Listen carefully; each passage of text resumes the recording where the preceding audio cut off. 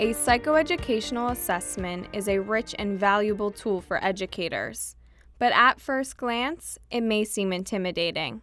However, if understood correctly, this psychoeducational assessment, or psych ed, can actually lead to more effective teaching methods and greater student success. On this journey, we'll be breaking down the assessment into its 5 sections and taking you down the path of each. We'll start with what you should expect to see and why it matters to you as an educator. I think a psychoeducational assessment is a really important life event in kind of the educational career or educational journey of a child. A psychoeducational assessment measures students' intellectual functioning, behavioral functioning, social emotional functioning, adaptive skills, and academic abilities. It's really a moment in that journey when we have the opportunity to collect a lot of great standardized information about how a student learns best. And our hope is that a psychoeducational assessment would tell you a student's strengths and weaknesses, how they learn best, and that it would yield some recommendations that the classroom teacher and the parents would find helpful. It's not the responsibility of the classroom teacher to diagnose students. Only professionals with graduate degrees in psychology can perform a psychoeducational assessment. And while not all assessments look the same, they tend to follow a similar pattern. So generally speaking, you will have a referral question that needs to be answered, and that will be stated. You'll have background information where you can collect historical data. You'll have an interview section about behavioral observations, a section for results, and a summary section that will then give you a clinical interpretation of those results, and a section of recommendations. If a psych ed assessment is done privately, it's up to the parents to disclose the results. However, if it's done through your school board and the parents agree, the information will be shared. You're attuned to recognize when a student isn't reaching their potential, but sometimes the solution isn't always black and white. Really, even just the term learning disability, it's helpful to a point, but then after that you need to know what are the processing deficits associated with this learning disability. So my hope is that I can tell you these are the types of difficulties this student has. This is where his or her processing deficits lie, and so this is where you need to work around those. Here's some ideas to work around those processing deficits.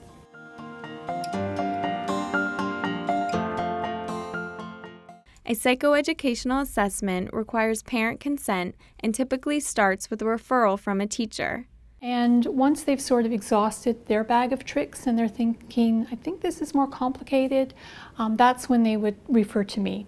So these are the questions that our educators and school teams are asking of us about the child. So perhaps it's about why are they having such a difficult time learning math facts, or why they're having such a difficult time with reading comprehension despite all these other strategies that we've tried in the classroom.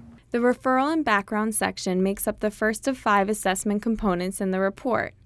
Teacher involvement is especially important during this early stage. When we're deciding about whether or not an assessment is a good idea, or if we need to have an assessment in order to better plan for a student, we're talking to teachers then. And I would come in and ask them some questions, look over some of the achievement testing they may have done. So we want to know what their concerns are, how the student is coping in the classroom, how they present in the classroom.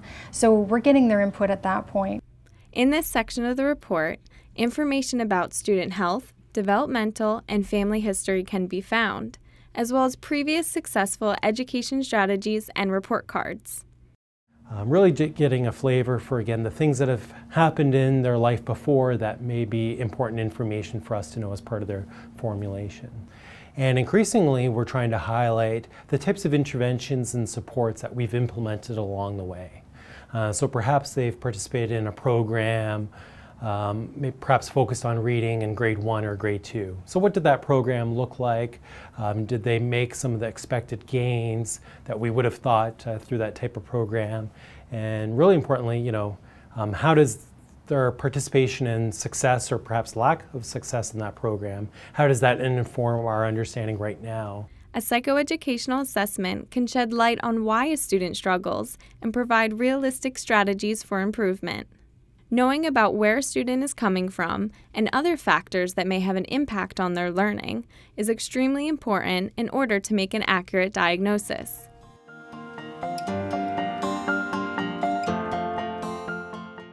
The next component you will see is the assessment section. This section walks you through how the assessment was completed. It may sound surprising, but many students actually enjoy and look forward to the testing. The fact that it's one-on-one, they get to do something that they don't typically get to do, and they're exposed to items and questions that you wouldn't get in a regular class. The goal is to assess students when they are at their best, and not when they are fatigued or distracted. The assessment can be completed in a 3-hour session or over multiple sessions. It really depends on the student and their interest level. So in those cases, you ask the student if they're interested in working a bit longer or working in the afternoon after a lunch break, for instance. And if they're, all enthusiastic about doing it and they're ready to go, then you would continue with it. But I'll always say to the student, if something fun is happening, then don't worry, you can do that and come back. We can pick up after lunch. So maybe 3 hours with some breaks if the student needs it. If the student is very chatty, then we may have to break it into a couple of sessions. In this section, you'll also find a list of assessment tools, measures, and questionnaires. These tools vary on a case-by-case basis and are selected based on what the referral question was. So if a student has learning issues and social-emotional concerns as well, then we would make sure that we have assessment tools that will measure their cognitive abilities, their cognitive processing skills, but also then those social-emotional sides as well. So we wanted to get a better sense of how they cope with various situations and their feelings around certain ideas. Luckily for students, a psychoeducational assessment is not like a typical classroom test.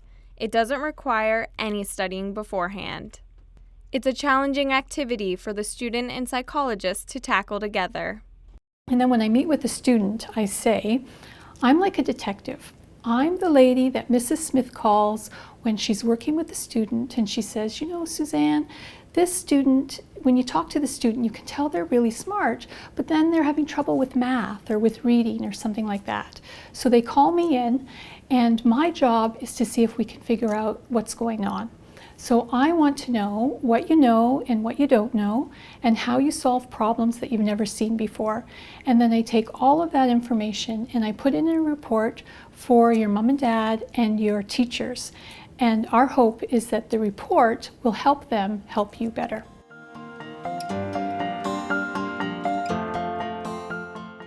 The Behavioral Observations and Impressions section summarizes how the student performed during an assessment.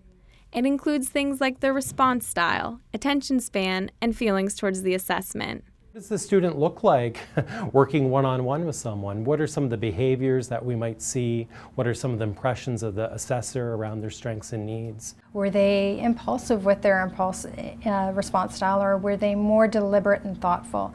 Did they take a long time? Did they use a trial and error approach? Was it easy for him to pay attention, or did he need lots of breaks? I'm also might comment on their motivation. Is this a student who seemed very eager to please, or did they give up easily? Were they easily overwhelmed?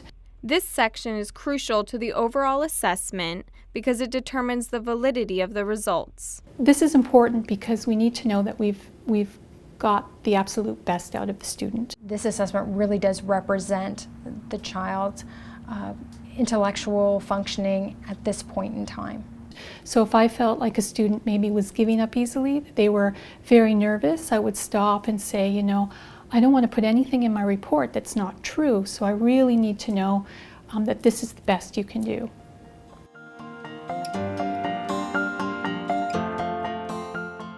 The test results section includes scores achieved in areas such as reasoning and thinking ability, visual processing, memory, attention, and intellectual functioning.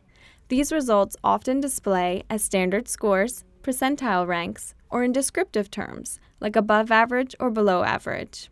A standard score will give you an idea of how that student is functioning compared to other students their same age.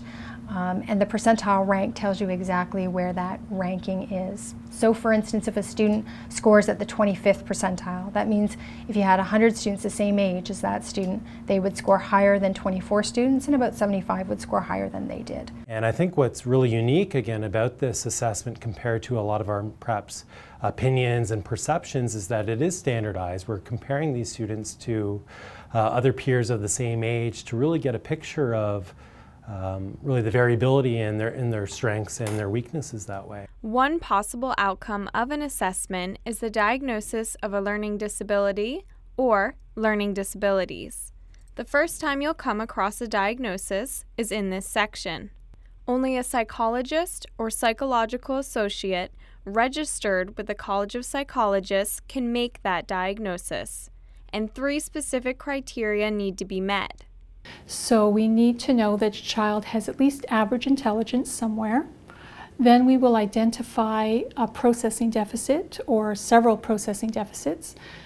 So that means there's a specific area of functioning that is significantly weaker than their overall intelligence. And then we also need evidence that they're achieving much below expectations.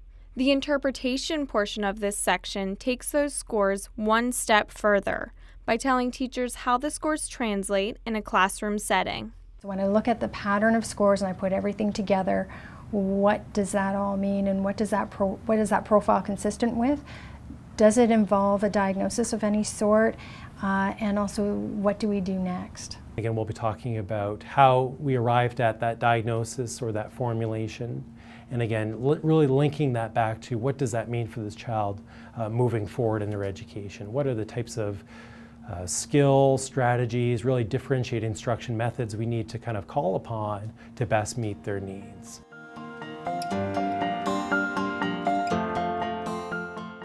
We know you're busy, and while all parts of a psych ed assessment are important, reviewing the entire document may not be feasible. If you only had 5 minutes to review an assessment, the summary and recommendations section should be where you start. It provides a general summary of how the student performed, where a child's strengths and needs are, and what should be done next. You're really going to get the bird's eye view of how this child learns best. So you're going to get a lot of descriptive language about the student's profile, where are their strengths that we can maximize and focus on in the classroom, and where are some of those needs that we really need to implement some supports and strategies to meet. The recommendations portion of this section focuses on tips and action steps. It often provides recommendations for not only teachers, but parents as well. Having teachers and parents on the same page is important because it ensures consistency for the student. What might be best for this particular student in the area of reading or writing or math.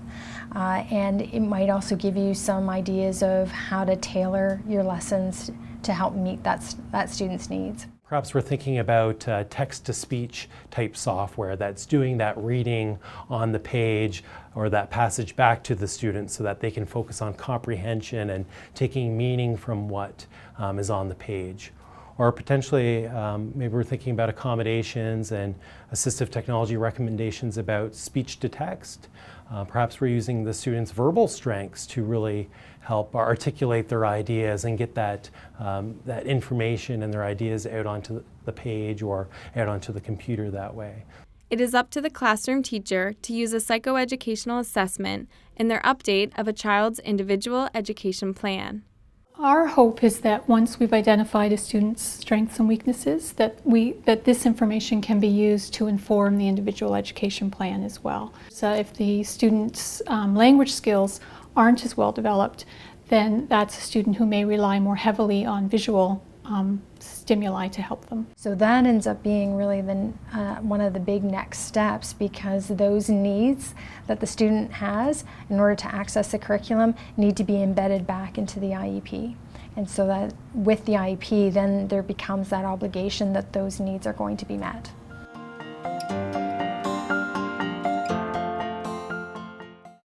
Once a psychoeducational assessment is completed, many boards schedule a feedback meeting with the parents to discuss the results and recommendations. And I may meet with the parents alone for a few minutes just to review the diagnosis and answer any questions they have. Sometimes it's very emotional for parents, so we just want to do that in a small group. And then we invite the teachers in to hear the results, and we'll take them through the whole report and answer their questions along the way. Parents receive a copy of the assessment, one copy goes into the board's psych file, and another into the child's Ontario student record. After that, no copies can be made without the parent's permission. And although psychological assessments are ideally completed at an early age, they are still incredibly useful as that child moves through the school system. So ideally, the information contained in a report can help us now and several years in the future. Some of the academic needs that may have kind of changed in form or in nature by that time, but some of the types of strategies, that overall bird's eye descriptive information will be so helpful for that classroom teacher who's meeting that child on the first day in September and wondering about how do I best approach my instruction and my programming for this student perhaps who may have a learning disability. For more information about psychoeducational assessments and how they can benefit you as an educator, contact your board's student services or your local chapter of the Learning Disabilities Association of Ontario.